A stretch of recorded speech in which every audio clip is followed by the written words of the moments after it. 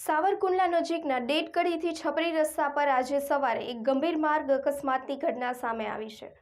Bike અને car વચ્ચે સર્જાયેલા અકસ્માતમાં બાઇક પર સવાર યુવકને ગંભીર ઇજાઓ પહોંચતા તાત્કાલિક હોસ્પિટલ ખસેડવામાં આવ્યા છે। સાવરકુંડલા તાલુકાના ડેટકીથી છાપરી રોડ પર આજ સવારે એક ગંભીર માર્ગ અકસ્માત સર્જાયો છે।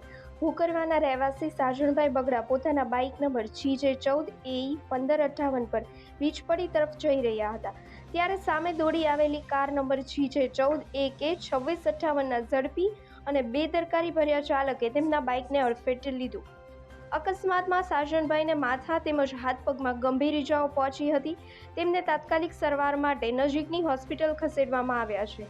આ મામલે ઇજાગ્રસ્ત સાજણભાઈના પુત્ર લાલજીભાઈએ કારના ચાલક વિરુદ્ધ સાવરકુંડલા રૂરલ પોલીસ સ્ટેશનમાં ફરિયાદ નોંધાવી છે। મામલાની તપાસ ASI BS સરવૈયા આગળ તપાવવામાં આવી રહી છે।